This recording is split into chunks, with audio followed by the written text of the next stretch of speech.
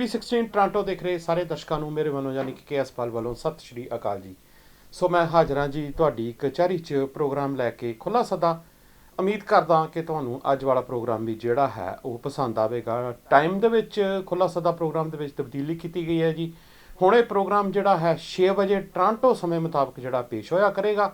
ਸੋ ਅੱਜ ਮੈਂ ਹਾਜ਼ਰ ਹਾਂ ਜੀ ਜਿਹੜਾ ਹੈ ਪਹਿਲਾ ਇਸ ਮਹੀਨੇ ਦਾ ਜਿਹੜਾ ਹੈ ਪ੍ਰੋਗਰਾਮ ਲੈ ਕੇ। ਤੇ ਆਓ ਆਪਾਂ ਪ੍ਰੋਗਰਾਮ ਦੇ ਵਿੱਚ ਜਿਹੜੀ ਆ ਉਹ ਗੱਲਬਾਤ ਕਰਦੇ ਹਾਂ। ਸ਼ੁਰੂਆਤ ਪ੍ਰੋਗਰਾਮ ਦੀ ਕਰਦੇ ਹੈਗੇ ਆ। ਅੱਜ ਆਪਾਂ ਗੱਲਬਾਤ ਕਰਾਂਗੇ ਲਖੀਮਪੁਰ ਖੀਰੀ ਦੇ ਵਿੱਚ ਜਿਹੜੀ ਜਿਹਨੂੰ ਅਸੀਂ ਘਟਨਾ ਦਾ ਨਾਮ ਦੇ ਦਿੱਤਾ ਗਿਆ। ਕੀ ਉਹ ਘਟਨਾ ਕਿ ਜਾਂ ਕੁਝ ਹੋਰ ਹੈਗਾ, ਉਸ 'ਤੇ ਅਸੀਂ ਗੱਲਬਾਤ ਕਰਾਂਗੇ। ਮੈਂ ਫੇਸਬੁੱਕ ਦੇ ਉੱਤੇ ਜਿਹੜਾ ਅਸੀਂ ਹੈਡਿੰਗ ਦਿੱਤਾ ਉਹਦੇ 'ਤੇ ਸਾਰਾ ਕੁਝ ਅਸੀਂ ਕਲੀਅਰ ਕਰਤਾ, ਉਸ ਦੇ ਉੱਤੇ ਗੱਲਬਾਤ ਜਿਹੜੀ ਉਹ ਕੀਤੀ ਜਾਵੇਗੀ।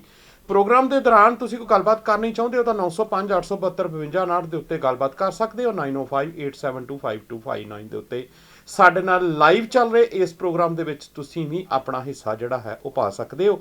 ਤੇ ਆਓ ਪ੍ਰੋਗਰਾਮ ਦੇ ਵਿੱਚ ਆਪਾਂ ਅੱਗੇ ਵਧਦੇ ਹਾਂ, ਗੱਲਬਾਤ ਕਰਦੇ ਹੈਗੇ ਹਾਂ।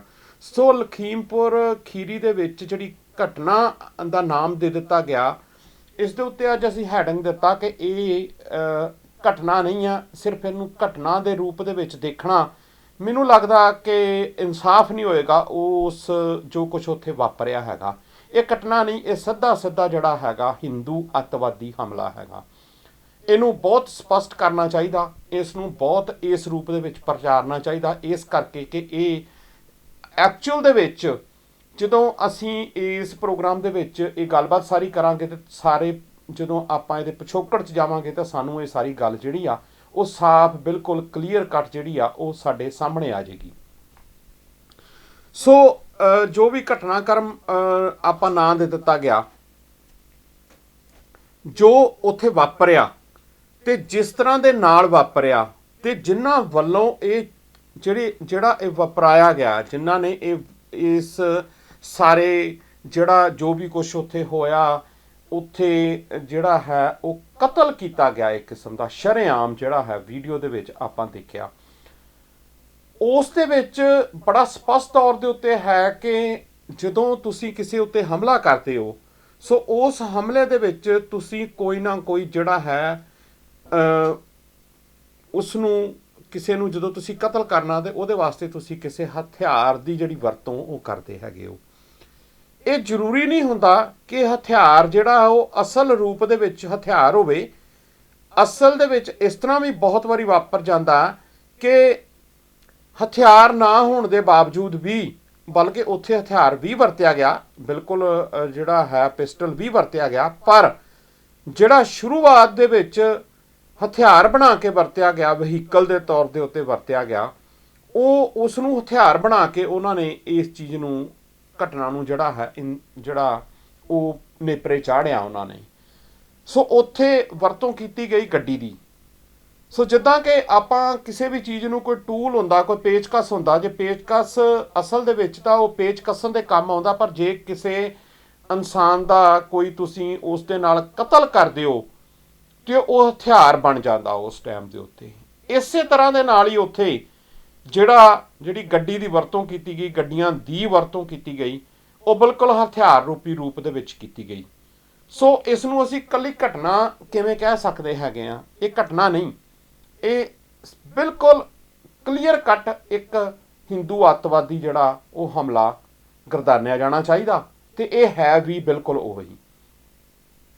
ਹੁਣ ਆਪਾਂ ਗੱਲ ਕਰਦੇ ਹੈਗੇ ਆ ਕਿ ਅਸਲ ਦੇ ਵਿੱਚ ਇਸ ਤੇ ਇਹ ਜੋ ਵੀ ਉੱਥੇ ਵਾਪਰਿਆ ਉਹਦੇ ਪਿੱਛੇ ਦਾ ਪਿਛੋਕੜ ਆਪਾਂ ਜਾਵਾਂਗੇ। ਜੋ ਉਹਦੇ 4 ਦਿਨ ਪਹਿਲਾਂ ਉਹਦੇ ਪਿਤਾ ਵੱਲੋਂ ਜਿਹੜਾ ਕਿ ਸੰਸਦ ਮੈਂਬਰ ਹੈਗਾ, ਉਹਦੇ ਪਿਤਾ ਵੱਲੋਂ ਸ਼ਰੇਆਮ ਇਹ ਕਹਿ ਦੇਣਾ ਕਿ ਮੇਰੇ ਪਿਛੋਕੜ ਨੂੰ ਦੇਖ ਲਓ, ਮੈਂ ਇੱਕ ਸੰਸਦ ਮੈਂਬਰ ਹੋਣ ਤੋਂ ਪਹਿਲਾਂ ਕੀ ਸੀ ਤੇ ਮੇਰਾ ਪਿਛੋਕੜ ਦੇਖ ਲੈਣਾ ਚਾਹੀਦਾ, ਤੇ ਤੁਸੀਂ ਦੇਖ ਲਓ, ਸੁਧਰ ਜਾਓ, ਨਹੀਂ ਤਾਂ ਫਿਰ ਤੁਹਾਨੂੰ ਮੈਂ 84 ਜਿਹੜੀ ਆ ਉਹ ਯਾਦ ਕਰਵਾ ਦਿਆਂਗਾ, ਜਾਂ ਮੈਂ ਇੱਥੇ ਤੁਹਾਨੂੰ ਜਿਹੜਾ ਹੈ ਇੱਥੋਂ ਤਰਾਈ ਦੇ ਖੇਤਰ 'ਚੋਂ ਜਾਂ ਇਸ ਲਖੀਮਪੁਰ ਖੀਰੀ ਦੇ ਏਰੀਏ 'ਚੋਂ ਤੁਹਾਨੂੰ ਭਜਾ ਦਿਆਂਗਾ।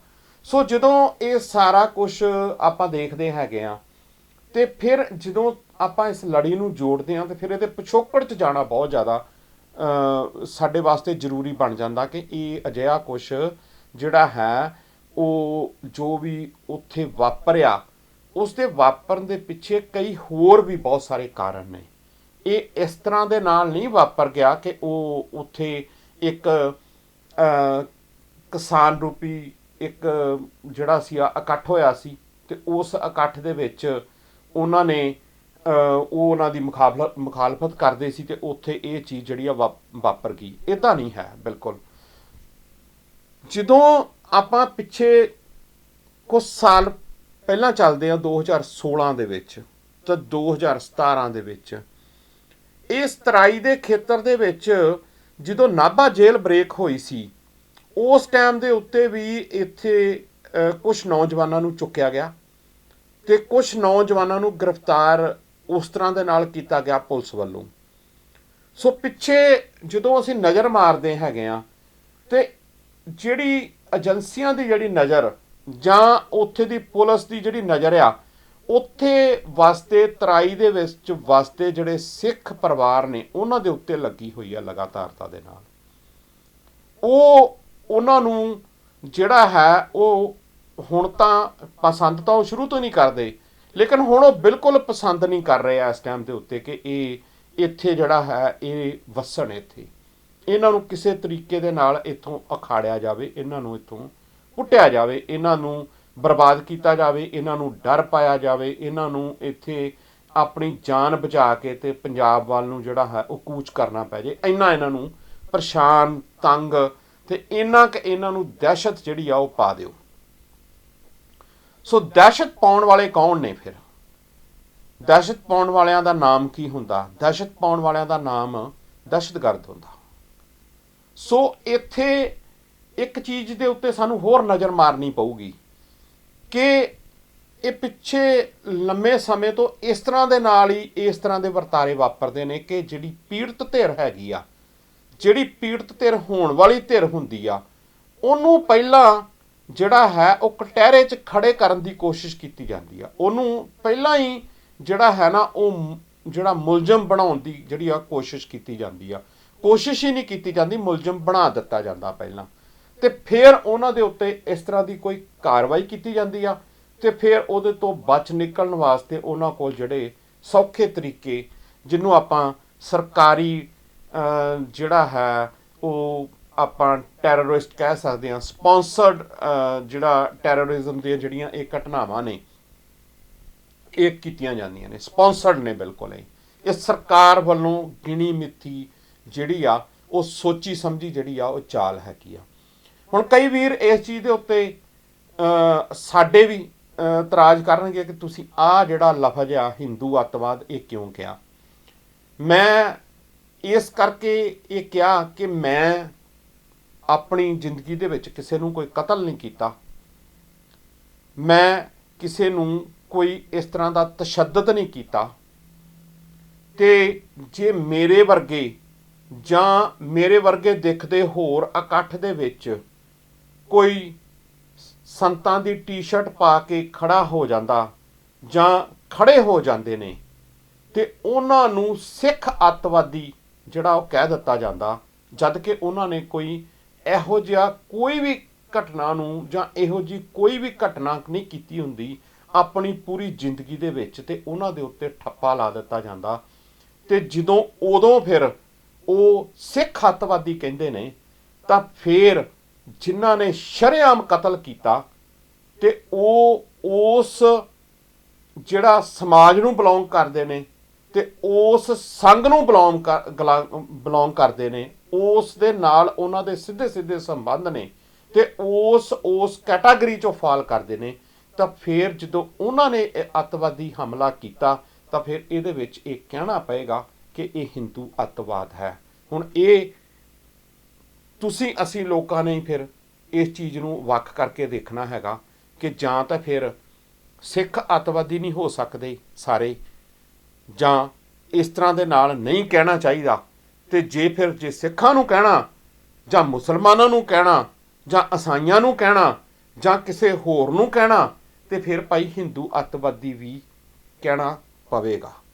ਇਹ ਚਾਹੇ ਕਿਸੇ ਨੂੰ ਚੰਗਾ ਲੱਗੇ ਜਾਂ ਇਹ ਕਿਸੇ ਨੂੰ ਮਾੜਾ ਲੱਗੇ, ਕਿਉਂਕਿ ਇਹ ਐਕਚੁਅਲ ਦੇ ਵਿੱਚ 2014 ਤੋਂ ਬਾਅਦ ਆਈ ਹੋਈ ਸੰਘ ਦੀ ਹਕੂਮਤੀ ਸਰਕਾਰ ਜਿਹੜੀ ਆ ਜਿੱਦਾਂ ਦੀਆਂ ਕਾਰਵਾਈਆਂ ਕਰਦੀ ਪਈ ਆ, ਇਹ ਸਾਰਾ ਕੁਛ ਹਿੰਦੂ ਅੱਤਵਾਦ ਦੇ ਨਾਲ ਜੁੜਦਾ। ਤੇ ਫਿਰ ਇਹਨੂੰ ਸਪਸ਼ਟ ਰੂਪ ਦੇ ਵਿੱਚ ਕਹਿਣ ਦੇ ਵਿੱਚ ਸਾਨੂੰ ਕੋਈ ਜਿਹੜੀ ਆ ਉਹ ਸਾਡੀ ਜ਼ੁਬਾਨ ਜਿਹੜੀ ਆ ਉਹ ਥਿੜਕਣੀ ਨਹੀਂ ਚਾਹੀਦੀ ਹੈਗੀ।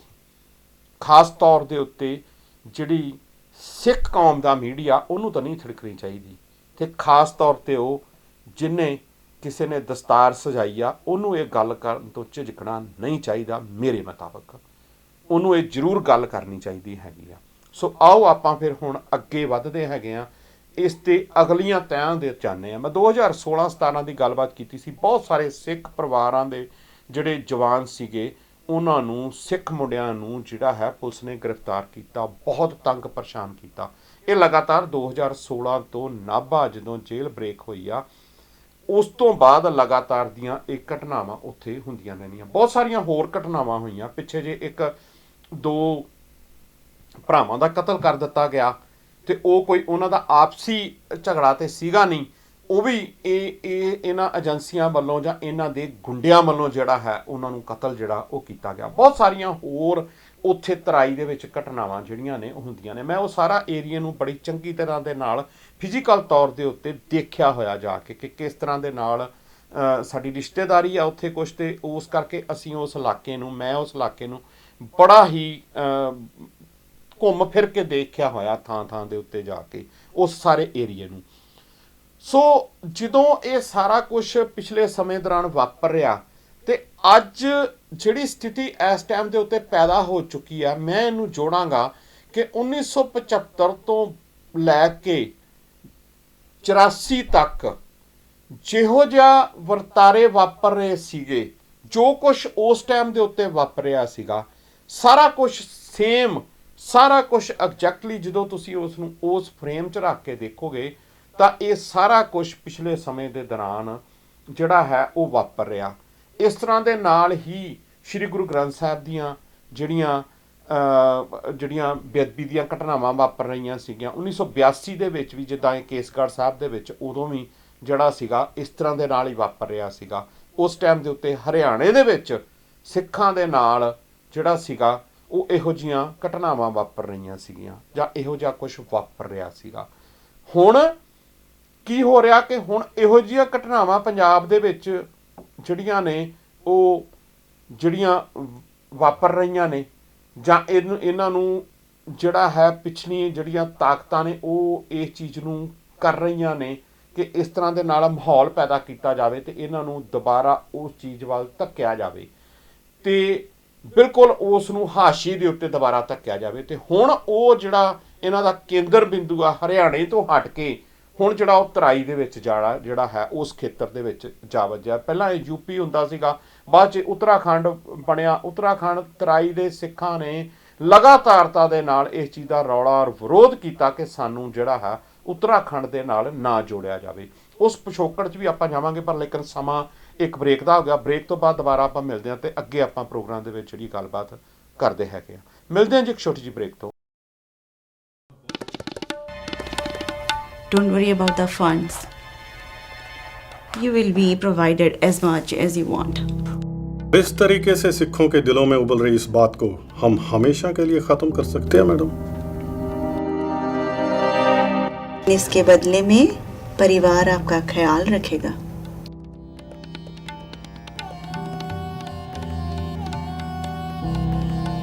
So we now need to find a corrupt Jat Sikh officer for the operation. Yes, we have to. Exactly. Now we can use white phosphorus. You're not dealing with a small and group of anti-Indian elements. You're dealing with Punjab. You don't know what happened with Mughals and the Britishers in Punjab.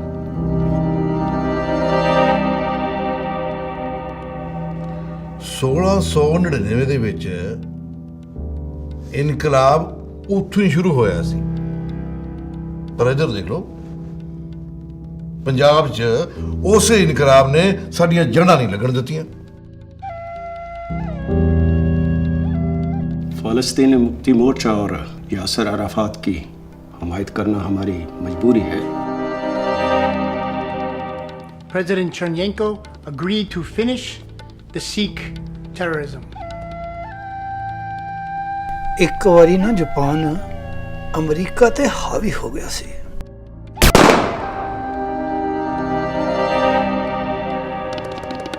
We are part of a nation's army. We have no religion. If any of you feel like your religious feelings are being hurt, then you have to leave this job. Am I understood? Yes, sir! Waheguru Waheguru ਕਰੋ ਤੇ ਹਥਿਆਰਾਂ ਨੂੰ ਕਰੋ ਸਾਫ਼। ਗੁਰੂ ਮਹਾਰਾਜ ਸਾਨੂੰ ਬਾਹਾਂ ਦੇ ਵਿੱਚ ਲੈਣ ਲਈ ਖੜੇ ਆ ਤੇ ਅਸੀਂ ਇਸ ਨਰਕੀ ਦੁਨੀਆ ਤੋਂ ਕੀ ਲੈਣਾ।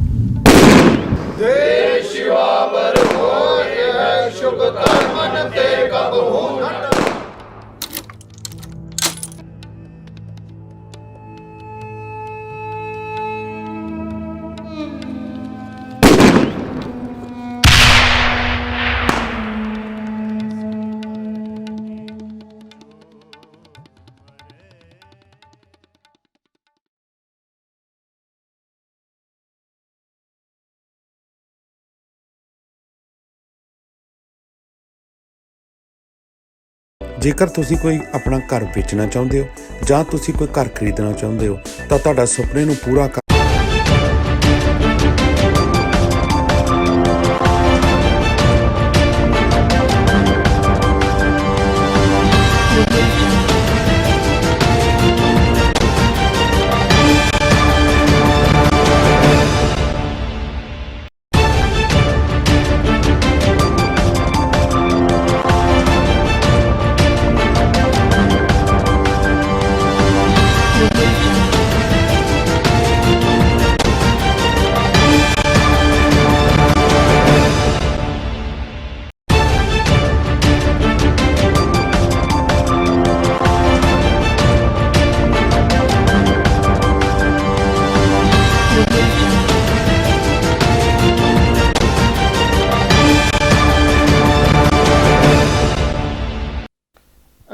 ਬ੍ਰੇਕ ਤੋਂ ਬਾਅਦ ਦਰਸ਼ਕੋ ਸਵਾਗਤ ਹੈ। ਪ੍ਰੋਗਰਾਮ ਚੱਲ ਰਿਹਾ ਜੀ ਖੁੱਲ੍ਹਾ ਸਤਾ। ਉਮੀਦ ਕਰਦਾ ਕਿ ਤੁਹਾਨੂੰ ਪ੍ਰੋਗਰਾਮ ਪਸੰਦ ਆ ਰਿਹਾ ਹੋਵੇਗਾ। ਗੱਲਬਾਤ ਚੱਲ ਰਹੀ ਹੈ ਜੀ ਕਿ ਜੋ ਲਖੀਮਪੁਰ ਖੀਰੀ ਦੇ ਵਿੱਚ ਜਿਹੜੀ ਘਟਨਾ ਵਾਪਰੀ ਸੀ ਉਹ ਘਟਨਾ ਹੀ ਹੈ ਕਿ ਜਾਂ ਉਹ ਇੱਕ ਅੱਤਵਾਦੀ ਹਮਲਾ, ਉਸ ਦੇ ਉੱਤੇ ਆਪਾਂ ਅੱਜ ਜਿਹੜੀ ਗੱਲਬਾਤ ਕਰਦੇ ਪਏ ਹਾਂ। ਸੋ ਬ੍ਰੇਕ ਤੇ ਜਾਣ ਤੋਂ ਪਹਿਲਾਂ ਮੈਂ ਤੁਹਾਡੇ ਨਾਲ ਗੱਲਬਾਤ ਕਰ ਰਿਹਾ ਸੀਗਾ ਕਿ ਆਪਾਂ ਨੂੰ ਇਹਦੇ ਪਿਛੋਕੜ 'ਚ ਜਾਣਾ ਪਏਗਾ, ਇਹਦੇ 'ਤੇ ਦੇਖਣਾ ਪਏਗਾ ਕਿ ਮੈਂ ਪਹਿਲਾਂ ਬ੍ਰੇਕ ਤੇ ਜਾਣ ਤੋਂ ਪਹਿਲਾਂ ਜਿੱਦਾਂ ਮੈਂ ਤੁਹਾਨੂੰ ਦੱਸਿਆ ਕਿ ਉੱਥੇ ਇਹ ਤਰਾਈ ਦੇ ਸਿੱਖਾਂ ਵੱਲੋਂ ਲਗਾਤਾਰ ਜਦੋਂ ਇਹਨੂੰ ਜਿਹੜਾ ਸੀ ਉੱਤਰਾਖੰਡ ਦੇ ਵਿੱਚ ਜੋੜਿਆ ਜਾ ਰਿਹਾ ਸੀਗਾ, ਉਸ ਟਾਈਮ ਦੇ ਉੱਤੋਂ ਬਹੁਤ ਜ਼ਿਆਦਾ ਉਹਨਾਂ ਨੇ ਸਟਰਗਲ ਕੀਤੀ, ਬਹੁਤ ਜ਼ਿਆਦਾ ਰੌਲਾ ਪਾਇਆ। 1997 ਦੀ ਇੱਕ ਘਟਨਾ ਮੈਂ ਤੁਹਾਨੂੰ ਜਿਹੜੀ ਆ ਇੱਥੇ ਸਾਂਝੀ ਕਰਨੀ ਚਾਹਾਂਗਾ। 1997 ਦੇ ਵਿੱਚ ਜਦ ਬਾਦਲ ਦੇ ਕੋਲ ਜਿਹੜਾ ਹੈ ਤਰਾਈ ਦੇ ਸਿੱਖਾਂ ਦਾ ਇੱਕ ਵਫਦ ਆਇਆ ਤੇ ਉਸ ਟਾਈਮ ਦੇ ਉੱਤੇ ਇਹਨਾਂ ਦੀ ਭਾਈਵਾਲ ਜਿਹੜੀ ਸੀਗੀ ਪਾਰਟੀ ਬੀਜੇਪੀ ਸੀਗੀ ਤੇ ਉਹ ਸੈਂਟਰ ਦੇ ਵਿੱਚ ਸੀਗੇ ਤੇ ਉਸ ਟਾਈਮ ਦੇ ਉੱਤੇ ਸਿੱਖਾਂ ਨੇ ਆ ਕੇ ਇਹਨਾਂ ਦੇ ਜਿਹੜੇ ਉਹਨਾਂ ਦੇ ਨੁਮਾਇੰਦੇ ਸੀਗੇ ਉਹਨਾਂ ਨੇ ਆ ਕੇ ਬਾਦਲ ਦੇ ਟੇਬਲ ਦੇ ਉੱਤੇ ਆਪਣੀ ਪੱਗ ਰੱਖ ਦਿੱਤੀ ਸੀਗੀ ਲਾ ਕੇ ਕਿ ਇਹ ਇਸ ਟਾਈਮ ਦੇ ਉੱਤੇ ਸਾਡੀ ਜਿਹੜੀ ਇੱਜ਼ਤ ਆ ਉਹ ਤੁਹਾਡੇ ਹੱਥ ਦੇ ਵਿੱਚ ਆ, ਤੁਸੀਂ ਸੈਂਟਰ ਦੇ ਵਿੱਚ ਇਹਨਾਂ ਨੂੰ ਕਹਿ ਕੇ ਤੇ ਸਾਡਾ ਜਿਹੜੇ ਮਸਲੇ ਨੇ ਉਹ ਹੱਲ ਕਰਾ ਸਕਦੇ ਹੈਗੇ ਹੋ।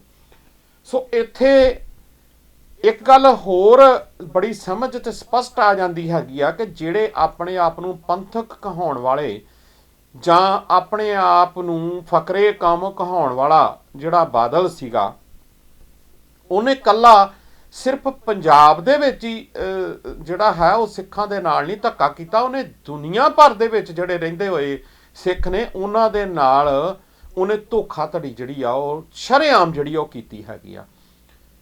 ਉੱਥੇ ਉਹਨਾਂ ਨੂੰ ਭਰੋਸਾ ਦੇ ਕੇ ਤੋਰ ਦਿੱਤਾ ਗਿਆ ਤੇ ਉਸ ਟਾਈਮ ਤੇ ਉਸ ਤੋਂ ਬਾਅਦ ਕੀਤਾ ਕੁਛ ਨਹੀਂ ਉਹਨਾਂ ਦਾ। ਗੁਜਰਾਤ 'ਚ ਉਹ ਕੁਛ ਵਾਪਰਿਆ। ਸੋ ਆਪਾਂ ਅੱਜ ਗੱਲ ਸਿਰਫ ਤਰਾਈ ਦੀ ਕਰਾਂਗੇ ਕਿ ਤਰਾਈ ਦੇ ਸਿੱਖਾਂ ਦੇ ਨਾਲ ਜਿਹੜਾ ਇਹ ਪਿਛਲੇ ਸਮੇਂ ਤੋਂ ਜੋ ਕੁਛ ਹੋ ਰਿਹਾ ਹੈਗਾ।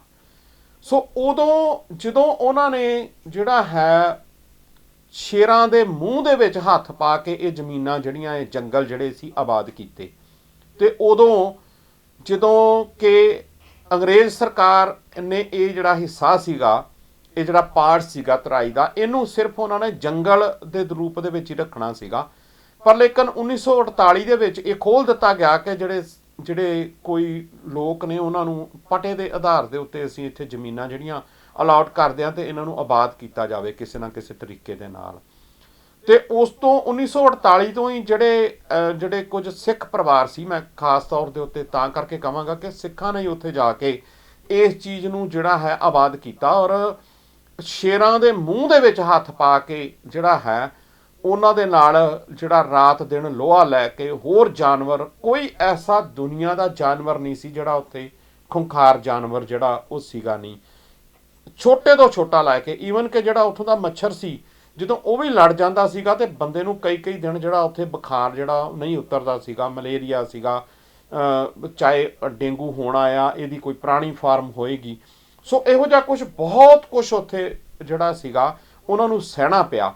ਉਹਨਾਂ ਨੇ ਇਹ ਜਿਹੜਾ ਇਲਾਕਾ ਸੀ ਉਸ ਨੂੰ ਹਰਾ ਭਰਾ ਕੀਤਾ, ਉਹਦੇ ਤੇ ਆਪਣਾ ਜਿਹੜਾ ਹੈ ਖੂਨ ਪਸੀਨਾ ਇੱਕ ਕਰਕੇ ਤੇ ਉਹਨਾਂ ਨੇ ਇਹ ਜ਼ਮੀਨ ਜਿਹੜੀ ਸੀ ਵਾਹੀਯੋਗ ਬਣਾਈ। ਆਪਣਾ ਜਿਹੜੀ ਇੱਕ ਜਨਰੇਸ਼ਨ ਸੀ ਉੱਥੇ ਇਸ 'ਚ ਖੱਪ ਗਈ ਕਿ ਇਹਨੂੰ ਜ਼ਮੀਨ ਨੂੰ ਪੱਧਰਿਆਂ ਕਿਵੇਂ ਕੀਤਾ ਜਾਵੇ। ਤੇ ਅੱਜ ਜਦੋਂ ਇਹ ਸਾਰਾ ਕੁਝ ਪੱਧਰਾ ਹੋ ਚੁੱਕਿਆ, ਸਾਰਾ ਕੁਝ ਉਹ ਮਾਲਕ ਜਿਹੜੇ ਨੇ ਉਹ ਉੱਥੇ ਬੈਠੇ ਨੇ, ਪਰ ਜਿਹੜੇ ਇਸ ਟਾਈਮ ਦੇ ਉੱਤੇ ਤਾਕਤਾਂ ਨੇ, ਜਾਂ ਜੇ ਇਹ ਕਹਿਣਾ ਹੋਵੇ ਕਿ ਜਿਹੜੀਆਂ ਵੀ ਇਹ ਹਿੰਦੂ ਸਾਮਰਾਜ ਦੀਆਂ ਜਿੰਨੀਆਂ ਵੀ ਇਹ ਤਾਕਤਵਰ ਲੋਕ ਨੇ, ਚਾਹੇ ਉੱਥੇ ਸੰਸਦ ਦੇ ਰੂਪ ਦੇ ਵਿੱਚ ਇਹ ਸੰਸਦ ਮੈਂਬਰ ਬਣ ਕੇ ਜਾਂਦੇ ਨੇ ਜਾਂ ਉੱਦਾਂ ਜਾਂਦੇ ਨੇ, ਉਹਨਾਂ ਨੂੰ ਇਹ ਬਿਲਕੁਲ ਹੀ ਬਰਦਾਸ਼ਤ ਨਹੀਂ ਹੈਗਾ ਕਿ ਕਿਸੇ ਨਾ ਕਿਸੇ ਤਰੀਕੇ ਦੇ ਨਾਲ ਅਸੀਂ ਇਹਨਾਂ ਨੂੰ ਇੱਥੋਂ ਕੱਢ ਦਿੱਤਾ ਜਾਵੇ, ਇਹਨਾਂ ਨੂੰ ਇੱਥੋਂ ਕਿਸੇ ਨਾ ਕਿਸੇ ਤਰੀਕੇ ਦੇ ਨਾਲ ਇਹਨਾਂ ਨੂੰ ਖਾਲੀ ਹੱਥੀ ਇੱਥੋਂ ਭੇਜ ਦਿੱਤਾ ਜਾਵੇ। ਸੋ ਇੱਥੇ ਇੱਕ ਸਵਾਲ ਪੈਦਾ ਹੁੰਦਾ, ਕਿਤੇ ਤਾਂ ਸਾਡੇ ਜਵਾਨ ਮਰਦੇ ਨੇ ਜਿਹੜਾ ਉਹ ਜਾ ਕੇ ਬਾਰਡਰਾਂ ਦੇ ਉੱਤੇ, ਤੇ ਦੂਸਰੇ ਬੰਨੇ ਜਿਹੜਾ ਸਾਡਾ ਕਿਸਾਨ ਜਿਹੜਾ ਹੈ ਉਹ ਦੂਸਰੇ ਤਰੀਕੇ ਦੇ ਨਾਲ ਜਿਹੜਾ ਉਹਨੂੰ ਖਤਮ ਕੀਤਾ ਜਾ ਰਿਹਾ ਹੈਗਾ। ਸੋ ਅਸੀਂ ਖੜੇ ਕਿੱਥੇ ਆ? ਅਸੀਂ ਕਿੰਨੀ ਕੁ ਦੇਰ ਇਸ ਗੱਲ ਨੂੰ ਸਮਝਣ ਦੇ ਵਿੱਚ ਲਾਵਾਂਗੇ ਕਿ ਸਾਡਾ ਨਿਸ਼ਾਨਾ ਤੇ ਸਾਡਾ ਮਕਸਦ ਜਿਹੜਾ ਉਹ ਕੀ ਹੋਣਾ ਚਾਹੀਦਾ, ਤੇ ਕਿਹਦੇ ਪਿੱਛੇ ਅਸੀਂ ਜਿਹੜੀਆਂ ਉਹ ਜਾਨਾਂ ਜਿਹੜੀਆਂ ਆਪਣੀਆਂ ਕੀਮਤੀ ਜਾਨਾਂ ਜਿਹੜੀਆਂ, ਕਿਸੇ ਦਾ ਪੁੱਤ ਚਲੇ ਜਾਂਦਾ, ਕਿਸੇ ਦਾ ਭਰਾ ਚਲੇ ਜਾਂਦਾ, ਕਿਸੇ ਦਾ ਪਤੀ ਚਲੇ ਜਾਂਦਾ, ਕਿਸੇ ਦਾ ਜਿਹੜਾ ਹੈ ਉਹ ਮਾਂ ਬਿਲਕਦੀ ਆ, ਭੈਣਾਂ ਬਿਲਕਦੀਆਂ ਨੇ, ਤੇ ਅਸੀਂ ਉਹ ਕਿਹੜੇ ਖਾਤੇ ਦੇ ਵਿੱਚ ਉਹਨਾਂ ਨੂੰ ਪਾ ਰਹੇ ਹੈਗੇ ਆ। ਆਪਣੇ ਤੌਰ ਤੇ ਅਸੀਂ ਉਹਨਾਂ ਨੂੰ ਸ਼ਹੀਦ ਜ਼ਰੂਰ ਕਹਿ ਦਈਏ, ਪਰ ਕੀ ਸਰਕਾਰਾਂ ਉਹਨਾਂ ਨੂੰ ਇਹ ਜਿਹੜਾ ਹੈ ਉਹ ਮੰਨਣ ਦੇਣਗੀਆਂ ਜਾਂ ਮਨਾਉਣਗੀਆਂ, ਜਾਂ ਇਸ ਤਰ੍ਹਾਂ ਦੇ ਨਾਲ ਜੋ ਕੁਛ ਇਹ ਵਾਪਰ ਰਿਹਾ, ਇਸ ਜਿਹੜੇ ਵਰਤਾਰੇ ਨੂੰ ਅਸੀਂ ਕਿਸ ਤਰ੍ਹਾਂ ਦੇ ਨਾਲ ਦੇਖਾਂਗੇ? ਕਿਉਂਕਿ ਉਹਦੇ ਉੱਤੇ ਲੇਪ ਜਿਹੜਾ ਹੋਰ ਚਾੜ ਦਿੱਤਾ ਜਾਂਦਾ, ਉਹਦੇ ਉੱਤੇ ਕਹਾਣੀ ਕੁਛ ਹੋਰ ਬਣਾ ਦਿੱਤੀ ਜਾਂਦੀ ਆ, ਤੇ ਅਸੀਂ ਉਸ ਕਹਾਣੀ ਦੇ ਪਾਤਰ ਵੀ ਬਣ ਜਾਂਦੇ ਆ ਕਿ ਅਸੀਂ ਵੀ ਉਸ ਵਹਿਣ ਦੇ ਵਿੱਚ ਉਸ ਪਾਤਰ ਦਾ ਜਿਹੜਾ ਰੋਲ ਹੁੰਦਾ ਉਹ ਨਿਭਾ ਤੁਰਦੇ ਹੈਗੇ ਆ। ਅਸਲੀਅਤ ਤੋਂ ਅਸੀਂ ਦੂਰ ਚਲੇ ਜਾਂਦੇ ਹੈਗੇ ਆ। ਸੋ ਸਵਾਲ ਇਹ ਨਹੀਂ ਪੈਦਾ ਹੁੰਦਾ ਕਿ ਤੁਸੀਂ ਜਿਹੜੇ ਮੌਜੂਦਾ ਸੰਘਰਸ਼, ਕਿਸਾਨੀ ਸੰਘਰਸ਼ ਲੜ ਰਹੇ ਹੋ, ਮੌਜੂਦਾ ਕਿਸਾਨੀ ਸੰਘਰਸ਼ ਨੂੰ ਤੁਸੀਂ ਕਿੱਦਾਂ ਦੇਖਦੇ ਹੋ? ਇਹ ਜਿਹੜਾ ਬਹੁਤਾ ਮਾਇਨੇ ਨਹੀਂ ਰੱਖਦਾ। ਇਹ ਮਾਇਨੇ ਰੱਖਦਾ ਕਿ ਜਿਹਦੇ ਨਾਲ ਤੁਸੀਂ ਲੜ ਰਹੇ ਹੋ ਉਹ ਤੁਹਾਨੂੰ ਕਿੱਦਾਂ ਦੇ ਨਾਲ ਵੇਖਦਾ ਹੈਗਾ, ਉਹਦੀ ਸੋਚ ਕੀ ਆ, ਉਹਦੀ ਸੋਚਣੀ ਕੀ ਆ, ਉਹ ਤੁਹਾਨੂੰ ਕਿਹੜੇ ਨਜ਼ਰੀਏ ਨਾਲ ਦੇਖ ਰਿਹਾ ਹੈਗਾ।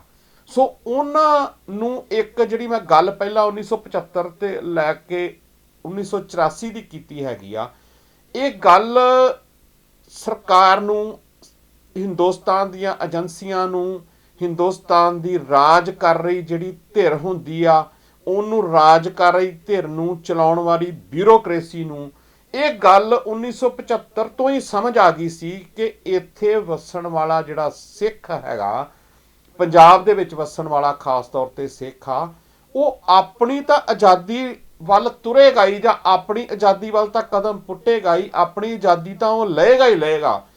ਉਹ ਦੂਜਿਆਂ ਦੀ ਵੀ ਜਿਹੜੇ ਦੱਬੇ ਕੁਚਲੇ ਲੋਕ ਨੇ ਉਹਨਾਂ ਦੀ ਵੀ ਜਿਹੜੀ ਹੈ ਉਹਨਾਂ ਨੂੰ ਵੀ ਸਹੀ ਰਸਤਾ ਜਿਹੜਾ ਉਹ ਦਿਖਾਏਗਾ।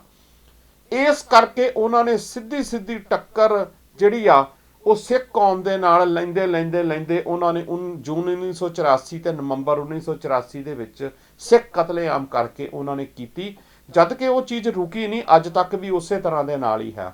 ਪਰ ਅੱਜ ਵੀ ਜਦੋਂ ਤੁਸੀਂ ਉਸ ਸਟਰਕਚਰ ਨੂੰ ਉਸ ਜਿਹੜਾ ਹੈ ਫਰੇਮ ਦੇ ਵਿੱਚ ਰੱਖ ਕੇ ਵੇਖਦੇ ਹੋ ਤੇ ਬਿਲਕੁਲ ਉਸੇ ਤਰ੍ਹਾਂ ਦਾ ਹੀ ਸਾਰਾ ਕੁਝ ਹੁਣ ਵੀ ਵਾਪਰ ਰਿਹਾ ਹੈਗਾ। ਤੇ ਉਸ ਵਾਪਰ ਰਹੇ ਵਰਤਾਰੇ ਨੂੰ ਜਦੋਂ ਤੁਸੀਂ ਦੇਖਦੇ ਹੋ ਤੇ ਫਿਰ ਸਾਨੂੰ ਆਪਣਾ ਨਜ਼ਰੀਆ ਦੇਖਣਾ ਪੈਂਦਾ, ਸਾਨੂੰ ਦੇਖਣਾ ਚਾਹੀਦਾ ਤੇ ਸਾਨੂੰ ਬੀਤੇ ਤੋਂ ਇਹ ਸਿੱਖਣਾ ਚਾਹੀਦਾ ਕਿ ਪਿਛਲੇ ਸਮੇਂ ਦੇ ਦੌਰਾਨ ਜੇ ਉਹਨਾਂ ਨੇ ਸਾਨੂੰ ਇੱਕ ਸਟੇਜ ਦੇ ਉੱਤੇ ਲਿਆ ਕੇ ਖੜਾ ਕਰ ਦਿੱਤਾ ਸੀਗਾ ਕਿ ਹੁਣ ਅਸੀਂ ਤਿਆਰ ਹਾਂ ਤੁਹਾਡਾ ਜੈਨੋਸਾਈਡ ਕਰਨ ਵਾਸਤੇ, ਤੇ ਇਹੋ ਜਿਹਾ ਹੀ ਕੁਛ ਹੁਣ 35-40 ਸਾਲ ਬਾਅਦ ਉਹਨਾਂ ਦੇ ਦਿਮਾਗ ਦੇ ਵਿੱਚ ਉਹਨਾਂ ਦੀ ਜਿਹੜੀ ਫਿਰਕੀ ਆ ਉਹ ਦੁਬਾਰਾ ਘੁੰਮੀ ਹੋਈ ਆ ਕਿ ਇਹਨਾਂ ਨੂੰ ਉਸ ਮੋੜ ਦੇ ਉੱਤੇ ਲੈ ਕੇ ਆਂਦਾ ਜਾਵੇ। ਲੇਕਿਨ ਅਸੀਂ ਉਸ ਨੂੰ ਕਿਸ ਨਜ਼ਰੀਏ ਨਾਲ ਦੇਖਦੇ ਹਾਂ, ਫਰਕ ਇੱਥੇ ਆ। ਅਸੀਂ ਟੀ-ਸ਼ਰਟ ਪਾ ਕੇ ਜਾਂ ਬੋਲੇ ਸੋਨਹਾਲ ਦਾ ਨਾਰਾ ਲਾ ਕੇ ਜਾਂ ਆਪਣੀ ਕਿਸੇ ਵੀ ਵਿਰਾਸਤ ਦੀ ਜਿਹੜੀ ਚੀਜ਼ ਆ ਉਸ ਨੂੰ ਉਭਾਰ ਕੇ, ਆਪਣੀ ਪਰੰਪਰਾ ਨੂੰ ਉਭਾਰ ਕੇ ਜੇ ਕੋਈ ਸੰਘਰਸ਼ ਦੇ ਵਿੱਚ ਗੱਲ ਕਰਦੇ ਹਾਂ ਤੇ ਅਸੀਂ ਅੱਤਵਾਦੀ, ਵੱਖਵਾਦੀ, ਰੈਡੀਕਲਸ, ਐਕਸਟ੍ਰੀਮਿਸਟ ਸਾਰਾ ਕੁਝ ਹੋ ਜਾਂਦੇ ਆ। ਤੇ ਜਿਹੜੇ ਲੋਕ ਤੁਹਾਡੇ ਤੇ ਗੱਡੀਆਂ ਚੜਾ ਕੇ, ਜਿਹੜੇ ਲੋਕ ਜਿਹੜੇ ਨੇ ਉਹ ਸ਼ਰੇਆਮ ਧੱਕਾ ਕਰਕੇ, ਕਤਲ ਕਰਕੇ, ਉਹ ਕਿੱਦਾਂ ਸਾਫ਼ ਸੁਥਰੇ ਹੋ ਕੇ ਨਿਕਲਦੇ ਨੇ? ਉਹਨਾਂ ਨੂੰ ਕਿੱਦਾਂ ਬਚਾਇਆ ਜਾਂਦਾ? ਉਹਨਾਂ ਨੂੰ ਸਟੇਟ ਕਿਵੇਂ ਬਚਾਉਂਦੀ ਹੈਗੀ ਆ? ਉਹਨਾਂ ਦੇ ਉੱਤੇ ਇੱਕ ਸਟੇਟ ਦਾ ਇੱਕ ਖਾਸ ਤਬਕੇ ਦਾ ਜਿਹੜਾ ਇੱਕ ਹੱਥ ਆ ਉਹ ਮੌਜੂਦ ਆ ਤੇ ਉਹ ਰਾਜ ਕਰ ਰਿਹਾ ਜਿਹੜਾ ਤਬਕਾ ਉਹਦਾ ਹੈ। ਉਹਨੇ ਸਾਰਾ ਕੁਝ ਇਹ ਤਾਣਾ ਬਾਣਾ ਜਿਹੜਾ ਹੈ ਉਹ ਉਲਝਾਇਆ ਹੋਇਆ ਤੇ ਆਪਾਂ ਉਸ ਤਾਣੇ ਬਾਣੇ ਦੇ ਵਿੱਚ ਜਿਹੜਾ ਹੈ ਉਹ ਕੁਝ ਲੋਕ ਜਿਹੜੇ ਨੇ ਉਲਝੇ ਪਏ ਨੇ। ਉਹ ਫਿਰ ਉੱਥੇ ਅਲੱਗ-ਅਲੱਗ ਤਰ੍ਹਾਂ ਦੀਆਂ ਸਟੇਟਮੈਂਟਾਂ ਜਿਹੜੀਆਂ ਨੇ ਉਹ ਜਾਰੀ ਕਰਦੇ ਨੇ ਕਿ ਦੇਖੋ ਜੀ ਇਹ ਤਾਂ ਜਿਹੜਾ ਸੰਘਰਸ਼ ਹੈਗਾ ਇਹ ਇਕੱਲਾ ਕਿਸਾਨੀ ਦਾ, ਬਾਕੀ ਸਟੇਟਾਂ ਵਾਸਤੇ ਇਹ ਕਿਸਾਨੀ ਦਾ ਇਕੱਲਾ ਸੰਘਰਸ਼ ਹੋ ਸਕਦਾ, ਲੇਕਿਨ ਸਰਕਾਰ ਵੀ ਉਸੇ ਰਸਤੇ ਨਾਲ ਹੀ ਦੇਖ ਰਹੀ ਆ ਜਿਸ ਰਸਤੇ ਦੇ ਨਾਲ ਖਾਸ ਤੌਰ ਦੇ ਉੱਤੇ ਸਿੱਖਾਂ ਨੂੰ ਸਿੱਖਣਾ ਚਾਹੀਦਾ। ਸਰਕਾਰ ਇਹ ਦੇਖਦੀ ਆ ਕਿ ਇਹ ਪੰਜਾਬ ਚੋਂ ਉੱਠਿਆ ਹੋਇਆ, ਚਾਹੇ ਉਹਦੇ ਵਿੱਚ ਕੋਈ ਵੀ ਕਿਸੇ ਵੀ ਵਿਚਾਰਧਾਰਾ ਦੇ ਨਾਲ ਸੰਬੰਧਿਤ ਲੋਕ ਹੋਣ, ਪਰ ਸਰਕਾਰ ਇਹ ਕਹਿੰਦੀ ਹੈ ਕਿ ਪੰਜਾਬ ਵਿੱਚੋਂ ਉੱਠਿਆ ਹੋਇਆ ਇਹ ਸਾਰਾ ਜਿਹੜਾ ਸੰਘਰਸ਼ ਦਾ ਤਾਣਾ ਬਾਣਾ ਇਹ ਜਿਹੜਾ ਹੈ ਉਹ ਸਾਡੇ ਵਾਸਤੇ ਇੱਕ ਖਤਰੇ ਦੀ ਘੰਟੀ ਆ, ਜਾਂ ਸਾਡੇ ਵਾਸਤੇ ਇਹ ਜਿਹੜਾ ਹੈ ਇੱਕ ਅਲੱਗ ਤਰ੍ਹਾਂ ਦਾ ਸੰਘਰਸ਼ ਆ, ਜਾਂ ਅਲੱਗ ਤਰ੍ਹਾਂ ਦੀ ਇੱਕ ਪਿੜ ਜਿਹੜੀ ਆ ਉਹਨਾਂ ਨੇ ਦੁਬਾਰਾ ਪਾ ਦਿੱਤੀ ਹੈਗੀ ਆ। ਪਰ ਅਸੀਂ ਇਸ ਨੂੰ ਜਿਹੜਾ ਹੈ ਉਹ ਦੂਸਰੇ ਸਟੇਟ ਦੇ ਜਿਹੜੇ ਭਾਰਤ ਦੇ ਬਾਕੀ ਹਿੱਸੇ ਨੇ ਉਹਨਾਂ ਦੀ ਤਰ੍ਹਾਂ ਦੇਖ ਰਹੇ ਆ। ਉਹਨਾਂ ਦੀਆਂ ਸਮੱਸਿਆਵਾਂ ਛੋਟੀਆਂ ਮੋਟੀਆਂ ਹੋਰ ਕੁਝ ਹੋ ਸਕਦੀਆਂ ਨੇ, ਲੇਕਿਨ ਅਸੀਂ ਜਿਹੜੀ ਜਿਸ ਚੀਜ਼ ਦੇ ਉੱਤੇ ਖੜੇ ਆ, ਅਸੀਂ ਖੜੇ ਆ ਕਿ ਪੰਜਾਬ ਤੇ ਪੰਜਾਬੀਅਤ ਤੇ ਸਿੱਖੀ ਨੂੰ ਕਿਵੇਂ ਜਿਹੜਾ ਹੈ ਉਹ ਬਚਾਇਆ ਜਾ ਸਕੇ। ਸੋ ਉਹਨਾਂ ਦੀ ਪੂਰੀ ਤਾਕਤ ਲੱਗੀ ਹੋਈ ਆ ਕਿ ਇਹਨਾਂ ਨੂੰ ਜਿਹੜਾ ਹੈ ਰਲਗੱਡ ਕਰਕੇ ਤੇ ਇਹਨਾਂ ਨੂੰ ਇਸ ਚੀਜ਼ ਦੇ ਵਿੱਚ ਉਲਝਾਇਆ ਜਾਵੇ। ਅਸੀਂ ਇਸ ਮਸਲੇ ਦੇ ਵਿੱਚ ਹੀ ਉਲਝੇ ਪਏ ਆ ਕਿ ਅਸੀਂ ਇਸ ਨੂੰ ਇਸ ਤਰ੍ਹਾਂ ਦੇ ਨਾਲ ਦੇਖ ਰਹੇ ਹੈਗੇ ਆ ਕਿ ਇਹ ਇਕੱਲਾ, ਮੈਂ ਕਿਸੇ ਚੈਨਲ ਦੇ ਉੱਤੇ ਦੇਖ ਰਿਹਾ ਸੀਗਾ, ਕੋਈ ਅੰਬੈਸਡਰ ਰਹਿ ਚੁੱਕਿਆ ਇਨਸਾਨ ਹੈ, ਤੁਸੀਂ ਵੀ ਕਈ ਵਾਰੀ ਦੇਖਿਆ ਹੋਣਾ, ਕਹਿੰਦਾ ਮੈਨੂੰ ਸਮਝ ਨਹੀਂ ਆ ਰਹੀ, ਅੰਬੈਸਡਰ ਰਹਿ ਚੁੱਕਿਆ ਹੋਵੇ ਤੇ ਉਸ ਬੰਦੇ ਨੂੰ ਜਿਹੜਾ ਹੈ ਉਹ ਸਮਝ ਨਹੀਂ ਆ ਰਹੀ ਹੋਵੇ ਕਿ ਇਹ ਸਾਰਾ ਕੁਝ ਤਾਣਾ ਬਾਣਾ ਕੀ ਨੇ, ਤੇ ਟੀਵੀ ਚੈਨਲ ਦੇ ਉੱਤੇ ਬੈਠ ਕੇ ਆਪਣੀ ਇੱਕ ਕੋ-ਹੋਸਟ ਦੀ ਤਰ੍ਹਾਂ ਉਹਦੇ ਉੱਤੇ ਸਾਰੀ ਇੰਟਰਵਿਊ ਜਿਹੜੀ ਆ ਉਹ ਦੇ ਰਿਹਾ ਸੀਗਾ ਇਨਸਾਨ ਉਹ। ਸੋ ਜੇ ਤੁਹਾਨੂੰ ਇਸ ਗੱਲ ਦੀ ਜਾਂ ਇਸ ਮਸਲੇ ਦੀ ਹਾਲੇ ਤੱਕ ਸਮਝ ਹੀ ਨਹੀਂ ਆਈ ਤੇ ਫਿਰ ਤੁਸੀਂ ਇਸ ਸੰਘਰਸ਼ ਨੂੰ ਆਪਣੀਆਂ ਜਿਹੜੀਆਂ ਐਨਕਾਂ ਜਿਹਦੇ ਉੱਤੇ ਘੱਟਾ ਜੰਮਿਆ ਪਿਆ ਉਹਦੇ ਨਾਲ ਦੁਨੀਆ ਨੂੰ ਵਿਖਾਉਣ ਦੀ ਕਿਉਂ ਕੋਸ਼ਿਸ਼ ਕਰ ਰਹੇ ਹੈਗੇ ਹੋ? ਅਸੀਂ ਸਪਸ਼ਟ ਕਿਉਂ ਨਹੀਂ ਆ? ਸਾਡੇ ਦਿਮਾਗ ਦੇ ਵਿੱਚ ਇਹ ਚੀਜ਼ ਕਿਉਂ ਨਹੀਂ ਆਉਂਦੀ ਹੈਗੀ ਕਿ ਪੰਜਾਬ ਦਾ ਜਿਹੜਾ ਸੰਘਰਸ਼ ਆ ਉਹ ਬਿਲਕੁਲ ਅਲੱਗ ਤੌਰ ਦੇ ਉੱਤੇ ਦੇਖਦੀਆਂ ਏਜੰਸੀਆਂ ਹਿੰਦੁਸਤਾਨ ਦੀ ਸਰਕਾਰ, ਉੱਥੇ ਦੀ ਜਿਹੜਾ ਵੀ ਉੱਥੇ ਰਾਜ ਕਰ ਰਿਹਾ ਤਬਕਾ ਜਾਂ ਰਾਜ ਕਰ ਰਹੇ ਤਬਕੇ ਦੇ ਨਾਲ ਸੰਬੰਧਿਤ ਲੋਕ ਨੇ, ਉਹ ਤੁਹਾਨੂੰ ਕਿੱਦਾਂ ਦੇਖਦੇ ਨੇ? ਉਹਨਾਂ ਦੀ ਸੋਚ ਤੁਹਾਡੇ ਪ੍ਰਤੀ ਕਿੱਦਾਂ ਦੀ ਆ? ਉਹ ਕੀ ਸੋਚਦੇ ਨੇ ਤੁਹਾਡੇ ਪ੍ਰਤੀ? ਸਵਾਲ ਇਹ ਸਾਨੂੰ ਸਮਝਣ ਦੀ ਲੋੜ ਹੈਗੀ ਆ।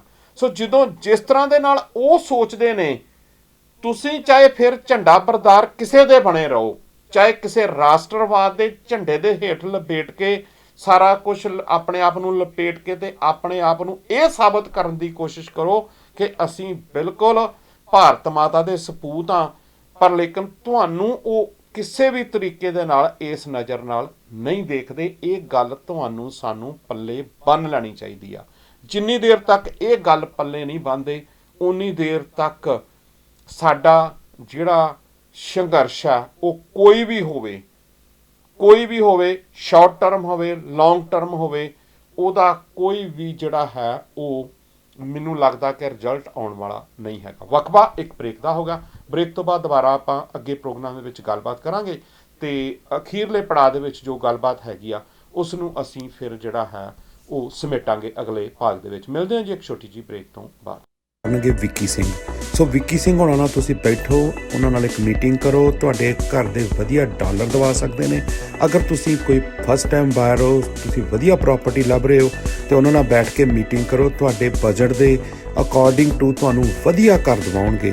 ਸੋ ਤੁਹਾਡੇ ਸੁਪਨਿਆਂ ਨੂੰ ਸਾਕਾਰ ਕਰ ਸਕਦੇ ਨੇ। ਉਹਨਾਂ ਦਾ ਕੰਟੈਕਟ ਨੰਬਰ ਹੈਗਾ 3659990709 ਦੇ ਉੱਤੇ, 365 999 0709 ਦੇ ਉੱਤੇ ਤੁਸੀਂ ਸੰਪਰਕ ਕਰ ਸਕਦੇ ਹੋ। ਰਾਇਲੇ ਪੇਜ ਨਾਲ ਕੰਮ ਕਰਦੇ ਨੇ, ਬੈਠ ਕੇ ਮੀਟਿੰਗ ਕਰੋ।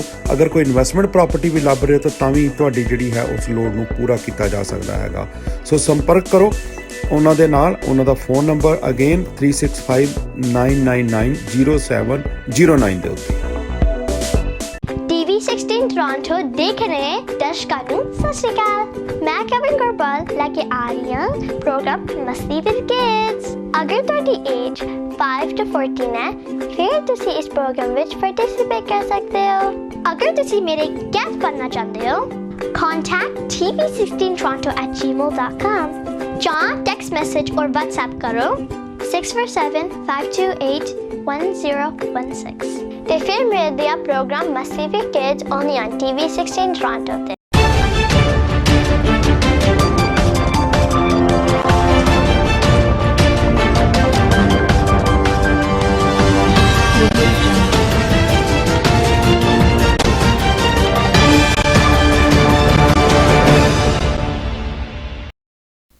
ਸੋ ਬ੍ਰੇਕ ਤੋਂ ਬਾਅਦ ਦਰਸ਼ਕੋ ਸਵਾਗਤ ਹੈ। ਪ੍ਰੋਗਰਾਮ ਚੱਲ ਰਿਹਾ ਜੀ ਖੁੱਲ੍ਹਾ ਸੱਦਾ। ਉਮੀਦ ਕਰਦਾ ਕਿ ਤੁਹਾਨੂੰ ਪ੍ਰੋਗਰਾਮ ਪਸੰਦ ਆ ਰਿਹਾ ਹੋਵੇਗਾ। ਕੋਈ ਗੱਲਬਾਤ ਕਰਨੀ ਚਾਹੁੰਦੇ ਹੋ ਤਾਂ 905-872-5259 ਦੇ ਉੱਤੇ ਸਾਡੇ ਨਾਲ ਗੱਲਬਾਤ ਕਰ ਸਕਦੇ ਹੋ। 9058725259 ਦੇ ਉੱਤੇ ਲਾਈਵ ਚੱਲਦੇ ਪ੍ਰੋਗਰਾਮ ਦੇ ਵਿੱਚ ਸਟੂਡੀਓ 'ਚ ਕਾਲ ਕਰ ਸਕਦੇ ਹੈਗੇ ਹੋ। ਸੋ ਆਓ ਆਪਾਂ ਅੱਗੇ ਵਧਦੇ ਹਾਂ। ਅਖੀਰਲੇ ਪੜਾਅ ਦੇ ਵਿੱਚ ਆਪਾਂ ਜਿਹੜੀ ਉਹ ਗੱਲਬਾਤ ਨੂੰ ਸਮੇਟਾਂਗੇ, ਅੱਗੇ ਜਿਹੜੀ ਹੈ ਇਸ ਨੂੰ ਕੰਪਲੀਟ ਕਰਾਂਗੇ ਪ੍ਰੋਗਰਾਮ ਨੂੰ। ਸੋ ਗੱਲ ਮੈਂ ਕਰਦਾ ਪਿਆ ਸੀਗਾ ਕਿ ਸਾਨੂੰ ਇਸ ਸਾਰੇ ਜਿਹੜਾ ਜੋ ਵੀ ਕੁਝ ਹੋ ਰਿਹਾ ਵਾਪਰ ਰਿਹਾ ਇਸ ਨੂੰ ਬੜੀ ਗੰਭੀਰਤਾ ਦੇ ਨਾਲ ਸੋਚਣ ਦੀ ਲੋੜ ਹੈਗੀ ਆ। ਸਾਨੂੰ ਆਪਣਾ ਨਜ਼ਰੀਆ ਜਿਹੜਾ ਹੈ ਉਹ ਵਰਤਣ ਦੀ ਲੋੜ ਆ, ਉਸ ਨੂੰ ਬਦਲਣ ਦੀ ਲੋੜ ਹੈਗੀ ਆ। ਸਾਨੂੰ ਸਿਰਫ ਉਸ ਚੀਜ਼ ਦੇ ਉੱਤੇ ਉਹਨਾਂ ਵੱਲੋਂ ਘੜੇ ਹੋਏ ਜਿਹੜੇ ਸ਼ਬਦ ਨੇ ਉਹਨਾਂ ਨੂੰ ਹੀ ਨਹੀਂ ਪ੍ਰਵਾਨ ਕਰ ਲੈਣਾ ਚਾਹੀਦਾ। ਆਪਣੀ ਇਨਵੈਂਸ਼ਨ, ਆਪਣਾ ਕੁਝ ਦੇਖਣਾ ਚਾਹੀਦਾ, ਆਪਣੇ ਤਰੀਕੇ ਨਾਲ ਦੇਖਣਾ ਚਾਹੀਦਾ, ਆਪਣੀ ਸੋਚ ਨਾਲ ਦੇਖਣਾ ਚਾਹੀਦਾ, ਆਪਣੀ ਸਮਝ ਨਾਲ ਦੇਖਣਾ ਚਾਹੀਦਾ। ਕਿਉਂਕਿ ਅਸੀਂ ਬੜੀ ਹੀ ਇੱਕ ਇਸ ਟਾਈਮ ਦੇ ਉੱਤੇ ਕ੍ਰਿਟੀਕਲ ਸਿਚੁਏਸ਼ਨ ਦੇ ਵਿੱਚ ਜਿਹੜੇ ਹੈ ਪਏ ਹੋਏ ਆ। ਕਿਉਂਕਿ ਸਾਊਥ ਏਸ਼ੀਆ ਦੇ ਬਦਲਦੇ ਹਾਲਾਤ ਵੀ ਸਾਨੂੰ ਬਹੁਤ ਕੁਝ ਇੰਡੀਕੇਟ ਕਰ ਰਹੇ ਨੇ, ਬਹੁਤ ਕੁਝ ਸਾਨੂੰ ਦਿਖਾ ਰਹੇ ਨੇ, ਪਰ ਸਾਨੂੰ ਆਪਣੀ ਨਜ਼ਰ ਦੇ ਨਾਲ ਇਹ ਦੇਖਣਾ ਪਏਗਾ ਸਾਰਾ ਕੁਝ। ਤੇ ਆਪਾਂ ਫਿਰ ਗੱਲ ਕਰੀਏ ਕਿ ਤਰਾਈ ਦੇ ਸਿੱਖਾਂ ਦਾ ਜਿਹੜਾ ਇਸ ਟਾਈਮ ਦੇ ਉੱਤੇ ਭਵਿੱਖ ਆ ਉਹ ਬੜੇ ਖਤਰੇ ਦੇ ਵਿੱਚ ਪਾਉਣ ਦੀ ਜਿਹੜੀ ਆ ਉਹ ਕੋਸ਼ਿਸ਼ ਕੀਤੀ ਜਾ ਰਹੀ ਹੈਗੀ ਆ। ਬਹੁਤ ਸਾਰੀਆਂ ਹੋਰ ਅਜਿਹੀਆਂ ਘਟਨਾਵਾਂ ਨੇ ਜਿਹੜੀਆਂ ਵਾਪਰਦੀਆਂ ਨੇ ਉੱਥੇ, ਪਰ ਲੇਕਿਨ ਜਿਹੜੀਆਂ ਮੀਡੀਆ ਦੇ ਵਿੱਚ ਨਹੀਂ ਪੇਸ਼ ਕੀਤੀਆਂ ਜਾਂਦੀਆਂ ਜਾਂ ਨਹੀਂ ਆਉਂਦੀਆਂ ਹੈਗੀਆਂ, ਉਹਨਾਂ ਨੂੰ ਦਬਾ ਦਿੱਤਾ ਜਾਂਦਾ ਹੈਗਾ। ਸੋ ਜਿਸ ਤਰੀਕੇ ਦੇ ਨਾਲ ਜਿਹੜੀ ਹਕੂਮਤ ਹੈਗੀ ਆ ਉਹ ਦਬਾ ਰਹੀ ਹੋਵੇ ਕਿਸੇ ਚੀਜ਼ ਨੂੰ, ਉਹ ਉਸ ਚੀਜ਼ ਨੂੰ ਪ੍ਰੈਸ਼ਰਾਈਜ਼ ਕਰ ਰਹੀ ਹੋਵੇ, ਸੋ ਉੱਥੇ ਜੇ ਆਪਾਂ ਇਸ ਸੰਘਰਸ਼ ਦੇ ਨਾਲ ਸੰਬੰਧਿਤ ਵੀ ਗੱਲ ਕਰਨੀ ਹੋਵੇ ਤੇ ਇੱਕ ਬਹੁਤ ਕੁਝ ਇੱਥੇ ਜੋ ਇਸ ਸਮੇਂ ਦੇ ਦੌਰਾਨ ਵਾਪਰਿਆ ਉਹਦੇ ਤੇ ਵੀ ਆਪਾਂ ਗੱਲਬਾਤ ਕਰਾਂਗੇ, ਪਰ ਉਹ ਕੱਲ੍ਹ ਵਾਲੇ ਪ੍ਰੋਗਰਾਮ 'ਚ ਗੱਲ ਕਰਾਂਗੇ।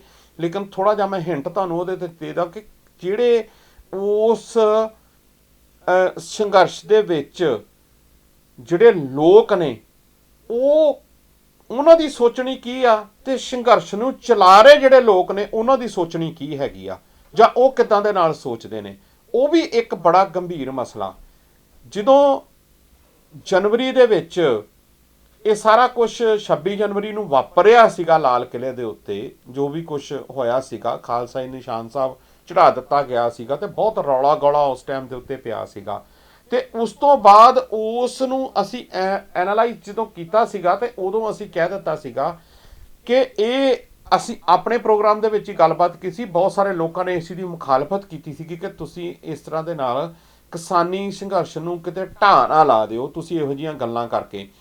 ਉਦੋਂ ਵੀ ਸਾਨੂੰ ਬੜੇ ਭਰੋਸੇਯੋਗ ਸੂਤਰਾਂ ਤੋਂ ਪਤਾ ਲੱਗ ਗਿਆ ਸੀਗਾ ਕਿ ਜਿਹੜੇ ਇਹ ਲੋਕ ਇਸ ਟਾਈਮ ਦੇ ਸੰਘਰਸ਼ ਦੀ ਅਗਵਾਈ ਕਰ ਰਹੇ ਨੇ, ਇਹਨਾਂ ਦੀ ਅੰਦਰੋਂ ਅੰਦਰੀ ਸਰਕਾਰ ਦੇ ਨਾਲ ਜਿਹੜੀ ਆ ਉਹ ਪੂਰੀ ਤਰ੍ਹਾਂ ਦੇ ਨਾਲ ਜਿਹੜੀਆਂ ਨੇ ਉਹ ਬੈਠਕਾਂ ਜਿਹੜੀਆਂ ਨੇ ਉਹ ਹੁੰਦੀਆਂ ਨੇ, ਅਨਆਫੀਸ਼ੀਅਲ ਇਹਨਾਂ ਦੀਆਂ ਮੀਟਿੰਗਸ ਕਰਵਾਈਆਂ ਜਾਂਦੀਆਂ ਨੇ।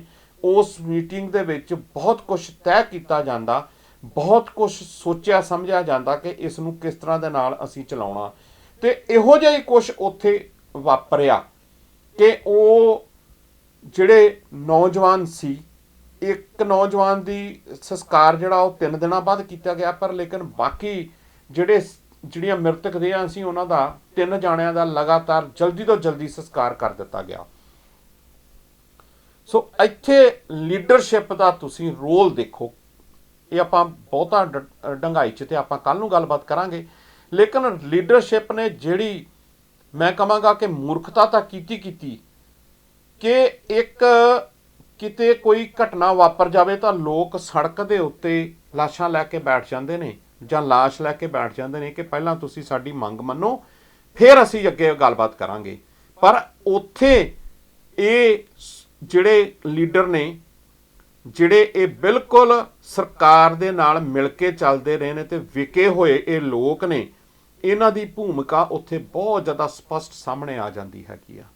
ਕਿਉਂਕਿ ਇਹ 45 ਲੱਖ ਦੇ ਵਿੱਚ ਉਹਨਾਂ ਦੀਆਂ ਲਾਸ਼ਾਂ ਦਾ ਮੁੱਲ ਕਰ ਲੈਂਦੇ ਨੇ।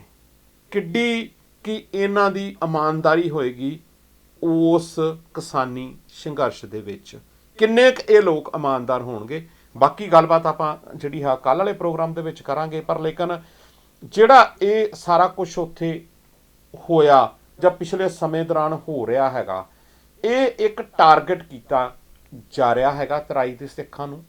ਤਰਾਈ ਦੇ ਸਿੱਖਾਂ ਦੇ ਉੱਤੇ ਇੱਕ ਦਹਿਸ਼ਤ ਜਿਹੜੀ ਆ ਉਹ ਫੈਲਾਈ ਜਾ ਰਹੀ ਆ।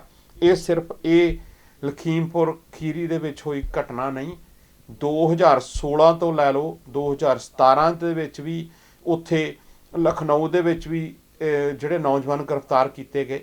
ਉਸ ਤੋਂ ਇਲਾਵਾ ਵਿੱਚ ਜਿਹੜੀਆਂ 2018 ਦੇ ਵਿੱਚ ਵੀ ਘਟਨਾਵਾਂ ਜਿਹੜੀਆਂ ਨੇ ਕੁਝ ਵਾਪਰੀਆਂ, ਤੇ ਉੱਥੇ ਉਹ ਜਿਹੜੇ ਗੁੰਡੇ ਨੇ ਉਹ ਕਿਸੇ ਨਾ ਕਿਸੇ ਤਰੀਕੇ ਦੇ ਨਾਲ ਸਿੱਖਾਂ ਦੇ ਉੱਤੇ ਪ੍ਰੈਸ਼ਰਾਈਜ਼ ਕਰ ਰਹੇ ਨੇ ਉਹਨਾਂ ਦੇ ਉੱਤੇ ਇੱਕ ਕਿਸਮ ਦਾ ਕੋਈ ਡਰ ਭੈ ਜਿਹੜਾ ਹੈ ਉਹ ਬਣਾਇਆ ਜਾ ਰਿਹਾ ਹੈਗਾ, ਸਰਕਾਰ ਦੇ ਨਾਲ ਰਲ ਕੇ ਬਣਾਇਆ ਜਾ ਰਿਹਾ ਕਿ ਇਹਨਾਂ ਨੂੰ ਕਿਸੇ ਨਾ ਕਿਸੇ ਤਰੀਕੇ ਦੇ ਨਾਲ ਇੱਥੋਂ ਜਿਹੜਾ ਹੈ ਉਹ ਹੁਣ ਸਾਡੀਆਂ ਜ਼ਮੀਨਾਂ ਜਿਹੜੀਆਂ ਨੇ ਉਹ ਬਿਲਕੁਲ ਹੁਣ ਜਿਹੜੀਆਂ ਨੇ ਉਹ ਐਨ ਵਧੀਆ ਨੇ, ਜਿਨ੍ਹਾਂ ਦੇ ਉੱਤੇ ਅਸੀਂ ਆਪਣੀ ਖੇਤੀ ਕਰ ਸਕਦੇ ਹਾਂ। ਤੇ ਜਿੱਦਾਂ ਉਹ ਦਾਅਵਾ ਵੀ ਕਰਦੇ ਨੇ ਉੱਤਰਾਖੰਡ ਵਾਲੇ, ਤੇ ਜੋ ਇਹਨਾਂ ਨੇ ਜਿਹੜੇ ਹੇਲੇਰੀਏ ਨੇ ਉਹਨਾਂ ਦੇ ਰੂਲਸ ਐਂਡ ਰੈਗੂਲੇਸ਼ਨ ਮੁਤਾਬਕ ਉੱਥੋਂ ਇਹਨਾਂ ਲੋਕਾਂ ਨੂੰ ਕੱਢਣ ਦੀ ਜਿਹੜੀ ਆ ਉਹ ਤਿਆਰੀ ਵੀ ਕੀਤੀ ਹੋਈ ਆ। ਤੇ ਇਹਨਾਂ ਦੇ ਬਹੁਤ ਸਾਰੇ ਜਿਹੜੇ ਕੇਸ ਨੇ, ਜਦੋਂ ਇਹ ਕਰਦੇ ਨੇ ਇਹਨਾਂ ਨੂੰ ਬਹੁਤ ਦੂਰ ਜਾ ਕੇ ਕੇਸ ਜਿਹੜੇ ਨੇ ਉਹ ਆਪਣੇ ਲੜਨੇ ਪੈਂਦੇ ਨੇ। ਜਦੋਂ ਇਹ ਜਾ ਕੇ ਉੱਥੇ ਕੇਸ ਲੜਦੇ ਨੇ ਤਾਂ 3 ਦਿਨ ਇਹਨਾਂ ਦੇ ਰਸਤੇ, ਇੱਕ ਦਿਨ ਪਹਿਲਾਂ ਜਾਣਾ ਪੈਂਦਾ, ਫਿਰ ਕੇਸ ਭੁਗਤਾਉਣਾ ਪੈਂਦਾ, ਫਿਰ ਅਗਲੇ ਦਿਨ ਉੱਥੋਂ ਵਾਪਸ ਆਉਣਾ ਪੈਂਦਾ ਹੈਗਾ। ਤੇ ਉਸ ਦਾ ਜਦੋਂ ਅਸੀਂ ਡਾਟੇ ਨੂੰ ਖੰਗਾਲਦੇ ਹੈਗੇ ਆ ਤੇ ਕਿਸੇ ਦੇ ਕੋਈ ਆਪਸੀ ਜਾਂ ਕੋਈ ਫੌਜਦਾਰੀ ਜਾਂ ਕੋਈ ਇਸ ਤਰ੍ਹਾਂ ਦੇ ਮੁਕੱਦਮੇ ਜਿਹੜੇ ਨੇ ਉੱਥੇ ਉਹਨਾਂ ਦੇ ਵਿੱਚ ਤੁਹਾਨੂੰ ਦਿਖਣ ਨੂੰ ਨਹੀਂ ਮਿਲਦੇ ਹੈਗੇ। ਸਾਰੇ ਦੇ ਸਾਰੇ ਜਿੱਥੇ ਕਿ ਇੱਕ ਸਿੱਖ ਕਿਸਾਨ ਵਰਸਸ ਜਿਹੜੀ ਹੈ ਉੱਤਰਾਖੰਡ ਸਰਕਾਰ ਹੈਗੀ ਆ, ਜਾਂ ਉੱਥੇ ਦੇ ਜਿਹੜੇ ਕੁਛ ਲੋਕ ਨੇ ਜਿਹੜੇ ਦਾਅਵਾ ਕਰਦੇ ਨੇ ਇਹ ਜ਼ਮੀਨ ਜਿਹੜੀ ਆ ਉਹ ਸਾਡੀ ਆ, ਅਸੀਂ ਮਾਲਕ ਆ, ਤੇ ਇਹ ਉੱਤਰਾਖੰਡ ਵਾਲੀ ਜਿਹੜੀ ਜ਼ਮੀਨ ਆ ਜਾਂ ਜਿਹੜੇ ਇਹ ਨੇ ਇਹ ਜ਼ਮੀਨ ਤਾਂ ਮਾਲਕ ਹੁਣ ਅਸੀਂ ਆ, ਤੁਸੀਂ ਨਹੀਂ ਹੈਗੇ। ਸੋ ਇਹ ਸਾਰਾ ਕੁਝ ਜੋ ਵਾਪਰ ਰਿਹਾ, ਜੋ ਇਸ ਨੂੰ ਜਿਹੜਾ ਪੂਰੇ ਐਨ ਯੋਜਨਾਬੱਧ ਤਰੀਕੇ ਦੇ ਨਾਲ ਜਿਹੜਾ ਉਸ ਨੂੰ ਵਰਤਾਇਆ ਜਾ ਰਿਹਾ ਹੈਗਾ, ਉਹ ਸਾਰਾ ਕੁਝ ਜਿਹੜਾ ਹੈ ਸਾਨੂੰ ਸੋਚਣ ਸਮਝਣ ਦੀ ਜਿਹੜੀ ਆ ਉਹ ਜ਼ਰੂਰਤ ਹੈਗੀ ਆ। ਤੇ ਸਾਨੂੰ ਆਪਣੀ ਵੀ ਨਜ਼ਰ ਸੁਧਾਰਨ ਦੀ ਜ਼ਰੂਰਤ ਆ ਕਿ ਸਾਨੂੰ ਹੁਣ ਕਿਹੜਾ ਰਸਤਾ ਅਪਣਾਉਣਾ ਚਾਹੀਦਾ ਹੈਗਾ। ਤੇ ਬਿਲਕੁਲ ਜਿੱਦਾਂ ਮੈਂ ਸ਼ੁਰੂਆਤ ਦੇ ਵਿੱਚ ਕਿਹਾ ਹੈਗਾ ਕਿ ਜੇ ਕਿਸੇ ਨੂੰ ਇਹ ਚੀਜ਼ ਮਹਿਸੂਸ ਹੁੰਦੀ ਆ ਤੇ ਫਿਰ ਭਾਈ ਜੇ ਸਿੱਖ ਟੀ-ਸ਼ਰਟ ਪਾਇਆ, ਸਿੱਖ ਆਪਣੇ ਹੱਕ ਮੰਗਿਆ ਜਿਹੜਾ ਹੈ ਉਸ ਦੇ ਉੱਤੇ, ਜਾਂ ਉਹ ਕਿਸਾਨੀ ਸੰਘਰਸ਼ ਦੇ ਵਿੱਚ ਜਾਂ ਤੁਰੇ ਜਾਂਦੇ ਸਿੱਖ ਦੀ ਟੀ-ਸ਼ਰਟ ਦੇ ਉੱਤੇ ਉਸ ਮਹਾਨ ਜਰਨੈਲ ਦੀ ਛਪੀ ਹੋਈ ਫੋਟੋ, ਖੰਡੇ ਦੀ ਛਪੀ ਹੋਈ ਫੋਟੋ ਤੁਹਾਨੂੰ ਅੱਤਵਾਦੀ ਦਿਖਦੀ ਆ, ਤੇ ਇਹ ਜੋ ਕੁਛ ਗੋਲੀਆਂ ਦੇ ਨਾਲ ਜਿਹੜੀਆਂ ਗੱਡੀਆਂ ਚੜਾ ਕੇ ਲੋਕਾਂ ਨੂੰ ਮਾਰਿਆ ਜਾਂਦਾ, ਤੇ ਇਹ ਅੱਤਵਾਦੀ ਆ, ਤੇ ਇਹ ਅੱਤਵਾਦੀ ਹਿੰਦੂ ਅੱਤਵਾਦੀ ਹਮਲਾ ਜਿਹੜਾ ਹੈ ਇਸ ਨੂੰ ਪੁਕਾਰਾਂਗੇ, ਇਸ ਨੂੰ ਬਿਲਕੁਲ ਇਸੇ ਤਰ੍ਹਾਂ ਦੇ ਨਾਲ ਹੀ ਪ੍ਰਚਾਰਾਂਗੇ, ਕਿਉਂਕਿ ਇਹ ਉਹਨਾਂ ਵੱਲੋਂ ਕੀਤਾ ਗਿਆ ਬਿਲਕੁਲ ਸਪਸ਼ਟ ਰੂਪ ਦੇ ਵਿੱਚ, ਚਾਹੇ ਉਹ 28 ਸੈਕਿੰਡ ਦੀ ਵੀਡੀਓ ਜਾਂ 45 ਸੈਕਿੰਡ ਦੀ ਵੀਡੀਓ ਆ। ਇਹਦੇ ਵਿੱਚ ਕਿਸੇ ਨੂੰ ਕੋਈ ਜਿਹੜਾ ਹੈ ਉਹ ਗੁੱਸਾ ਕਰਨ ਦੀ ਕੋਈ ਜ਼ਰੂਰਤ ਨਹੀਂ ਹੈਗੀ, ਕਿਉਂਕਿ ਅਗਰ ਤੁਸੀਂ ਕਿਸੇ ਨੂੰ ਇਹ ਲਫ਼ਜ਼ ਬੋਲ ਸਕਦੇ ਹੋ ਜਾਂ ਕਿਸੇ ਨੂੰ ਇਹ ਚੀਜ਼ ਕਹਿ ਸਕਦੇ ਹੋ, ਤੇ ਫਿਰ ਤੁਹਾਨੂੰ ਵੀ ਇਹ ਗੱਲ ਇਸ ਸਮਾਜ ਦੇ ਵਿੱਚ ਸਹਿਣੀ ਪਏਗੀ ਔਰ ਮੰਨਣਾ ਪਏਗਾ, ਔਰ ਇੰਟਰਨੈਸ਼ਨਲ ਲੈਵਲ ਦੇ ਉੱਤੇ ਵੀ ਤੁਹਾਨੂੰ ਇਹ ਚੀਜ਼ਾਂ ਜਿਹੜੀਆਂ ਨੇ ਇਹ ਤੁਹਾਡੇ ਸਾਹਮਣੇ ਆਉਣਗੀਆਂ। ਕਿਉਂਕਿ ਜੇ ਬਾਕੀ ਕੌਮਾਂ ਦੇ ਉੱਤੇ ਅੱਤਵਾਦੀਆਂ ਦਾ ਠੱਪਾ ਤੁਸੀਂ ਲਾ ਸਕਦੇ ਹੋ, ਤੇ ਤੁਹਾਡੇ ਉੱਤੇ ਵੀ ਫਿਰ ਇਹੋ ਜਿਹੇ ਠੱਪੇ ਜਿਹੜੇ ਨੇ ਉਹ ਲੱਗਦੇ ਰਹਿਣਗੇ, ਔਰ ਸਪਸ਼ਟ ਰੂਪ ਦੇ ਵਿੱਚ ਪ੍ਰੂਫ ਸਮੇਤ, ਜਿਹੜਾ ਪਿਕਚਰ ਸਮੇਤ, ਵੀਡੀਓ ਸਮੇਤ ਜਿਹੜੇ ਨੇ ਉਹ ਲੱਗਦੇ ਰਹਿਣਗੇ। ਸੋ ਸਾਨੂੰ ਸੋਚਣ ਸਮਝਣ ਦੀ ਜ਼ਰੂਰਤ ਆ। ਸਾਨੂੰ ਇਹਨਾਂ ਘਟਨਾਵਾਂ ਨੂੰ, ਜੋ ਇਹ ਘਟਨਾ ਦੇ ਰੂਪ ਦੇ ਵਿੱਚ ਜਿਹੜੀ ਅਚਾਨਕ ਵਾਪਰੀ ਹੁੰਦੀ ਆ, ਉਸ ਨੂੰ ਤਾਂ ਘਟਨਾ ਕਹਿ ਸਕਦੇ ਹਾਂ ਆਪਾਂ, ਲੇਕਿਨ ਜਿਹੜੀ ਪਲੈਨਡ ਕਰਕੇ ਜਿਹੜੀ ਕਿਸੇ ਦਾ ਜਿਹੜਾ ਹੈ ਉਹ ਕਤਲ ਕਰ ਦੇਣਾ, ਉਹ ਇੱਕ ਅੱਤਵਾਦੀ ਹਮਲਾ ਹੀ ਜਿਹੜਾ ਉਹ ਗਰਦਾਨਿਆ ਜਾਣਾ ਚਾਹੀਦਾ ਹੈਗਾ। ਉਮੀਦ ਕਰਦਾ ਕਿ ਤੁਹਾਨੂੰ ਅੱਜ ਵਾਲਾ ਪ੍ਰੋਗਰਾਮ ਸਾਡਾ ਪਸੰਦ ਆਇਆ ਹੋਵੇਗਾ। ਕੱਲ ਨੂੰ ਆਪਾਂ ਦੁਬਾਰਾ ਟੋਰਾਂਟੋ ਸਮੇਂ ਮੁਤਾਬਕ 6 ਵਜੇ ਤੁਹਾਡੀ ਕਚਹਿਰੀ 'ਚ ਪ੍ਰੋਗਰਾਮ ਖੁੱਲ੍ਹਾ ਸੱਦਾ ਲੈ ਕੇ ਨਵੇਂ ਟੌਪਿਕ ਦੇ ਨਾਲ ਹਾਜ਼ਰ ਹੋਵਾਂਗੇ। ਸੋ ਮੈਂ ਇੱਥੇ ਤੁਹਾਡੇ ਕੋਲ ਇਸ ਪ੍ਰੋਗਰਾਮ ਦੇ ਵਿੱਚ, ਅੱਜ ਦੇ ਪ੍ਰੋਗਰਾਮ ਦੇ ਵਿੱਚ ਇਜਾਜ਼ਤ ਲੈਣਾ। ਭੈ ਕਹੂ ਕੋ ਦੇਤ ਨਾ, ਮੈਂ ਪੈ ਮਾਨ ਤਾਨ, ਨਾਨਕ ਨਾਮ ਚੜ੍ਹਦੀ ਕਲਾ, ਤੇਰੇ ਪਾਣੇ ਸਰਬੱਤ ਦਾ ਭਲਾ। ਵਾਹਿਗੁਰੂ ਜੀ ਕਾ ਖਾਲਸਾ,